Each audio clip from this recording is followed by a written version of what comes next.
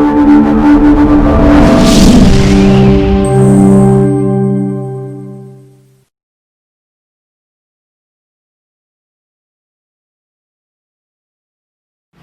वालेकुम स्टूडेंट्स। हाँ जी बेटा, आज हम पढ़ेंगे चैप्टर नंबर 5।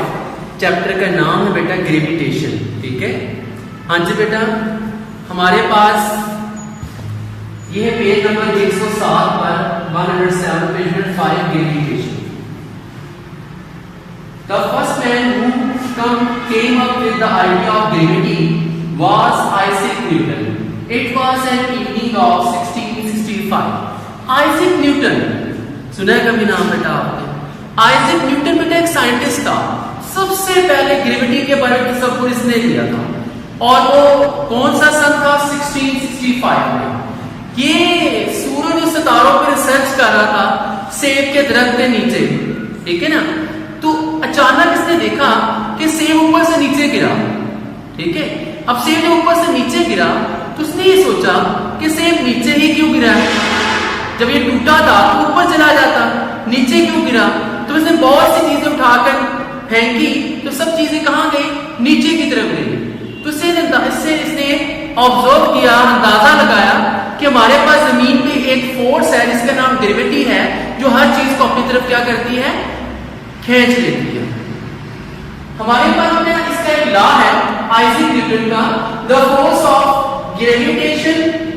ये टॉपिक में हमारा a force due to which every body of the universe attracts every other body is called force of gravitation. Isaac Newton ये कहता था कि कायनात में हर जिस्म दूसरे जिस्म को कशिश कर रहा है, और जिस फोर्स से वो कशिश कर रहा है उस फोर्स को उसने फोर्स ऑफ ग्रेविटेशन नाम दे दिया। ठीक है बेटा, law of gravitation, Isaac Newton का law. Every body in universe attracts every other body with a force which is directly proportional to the product of their masses and inversely proportional to the square of distance between their centers. हमारे पास bodies जो सी हैं वो एक दूसरे को क्या कर रही हैं? अट्रैक्ट कर रही हैं, कशिश कर रही हैं। अगर हम ये फर्स्ट कर लें कि हमारे पास दो बॉडी जिनका मास m1 और m2 है। अब ये नेगेटिव फोर्स है और ये क्या है? पॉजिटिव फोर्स है इसकी। अब ये दोनों क्या करेंगे? एक दूसरे को क्या करेंगे? अट्रैक्ट करेंगे। तो आइजैक न्यूटन कहता है पहले कि एवरी बॉडी इन यूनिवर्स, हर जिस्म जिस कायनात में है वो दूसरे जिस्म को एक फोर्स के साथ क्या कर रहा है? खींच रहा है।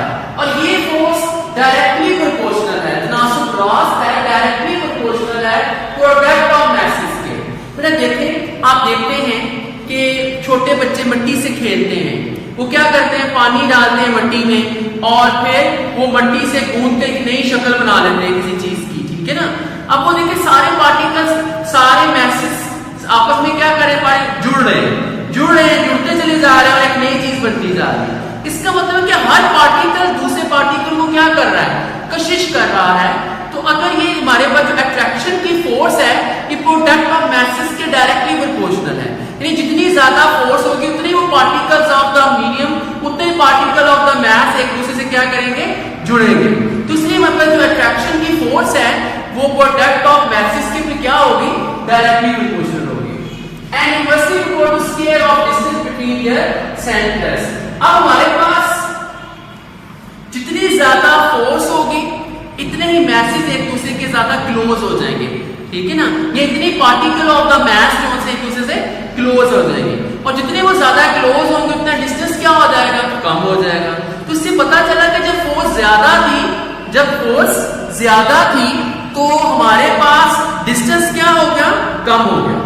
ठीक है ना? जब फोर्स ज्यादा थी दो मैसेज के दरमियान तो अट्रैक्शन ज्यादा होने की वजह से एक दूसरे के क्लोज आ गए, तो डिस्टेंस क्या हो गया? कम हो गया। ठीक है ना? तो फोर्स ज्यादा होने से डिस्टेंस कम हो गया। इसका मतलब ये है कि फोर्स और डिस्टेंस एक दूसरे के क्या है? इनवर्सली प्रोपोर्शनल है। तो एक चीज ज्यादा हो रही है तो दूसरी चीज क्या हो रही है? कम हो रही है। तुम्हारे पास हम कहेंगे inversely proportional square of distance. Square of distance से बराबर आपके पास ये दोनों जो आपके मैसेज ये हैं इन दोनों का डिस्टेंस है। ठीक है बेटा? तो हमारे पास square of distance between there centres जो है वो इनवर्सली प्रोपोर्शनल है हमारे पास अट्रैक्शन फोर्स के। From this we know that, हम ये सीख लेते हैं कि force directly proportional product of masses के। हमारे पास दो मैसेज थे m1 और m2, तो इन दोनों की जो प्रोडक्ट है वो जो फोर्स के डायरेक्टली प्रोपोर्शनल। क्यों? क्योंकि बेटा हमारे पास जो मैसेज है वो जुड़े ही किस वजह से थे? फोर्स ऑफ ग्रेविटेशन की वजह से ना। तो जितनी ज्यादा फोर्स ऑफ ग्रेविटेशन होगी उतनी ही ज्यादा प्रोडक्ट ऑफ मैसेज होगी, उतने इसके पार्टिकल्स आपस में एक दूसरे से क्या करेंगे? कंबाइन करेंगे, एक दूसरे से मिलेंगे। ठीक है ना बेटा? इसी तरह जो फोर्स है हमारे पास ग्रेविटेशन फोर्स, वो स्केयर ऑफ डिस्टेंस की क्या है? Inversely proportional. जैसे ही फोर्स ज्यादा हुई, जैसे फोर्स ज्यादा हुई तो मैसेज के दरमियान डिस्टेंस तो क्या होना शुरू हो गया? कम होना शुरू हो गया। डिस्टेंस कम होना शुरू हो गया तो इसका मतलब ये है कि फोर्स और डिस्टेंस एक दूसरे क्या है? इनवर्सली प्रोपोर्शनल है। और दोनों मैसेज का डिस्टेंस हमने लिया डिस्टेंस स्केयर। ठीक है बेटा? अब इन दोनों को मिला के लिख दिया है यहाँ पर।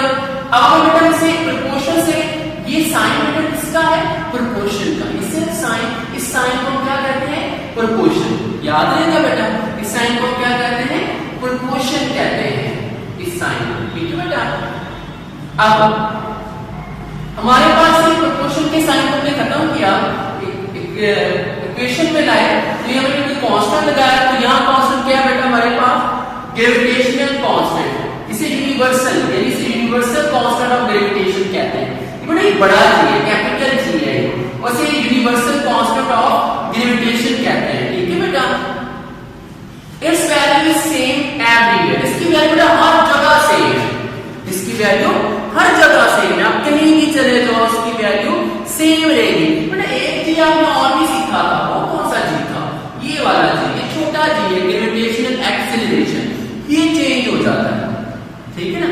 लेकिन ये जो जी है बड़ा जी है, और ये ग्रेविटेशन, इसे यूनिवर्सल कांस्टेंट ऑफ ग्रेविटेशन कहते हैं।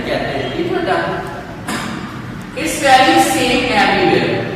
In SI unit this value 6.673 multiplied and raised to power -11 है, और इसका यूनिट क्या बेटा? Newton metre square per kilogram square. बेटा इसका यूनिट है newton metre square per kilogram square. Due to small value of g we do not feel it।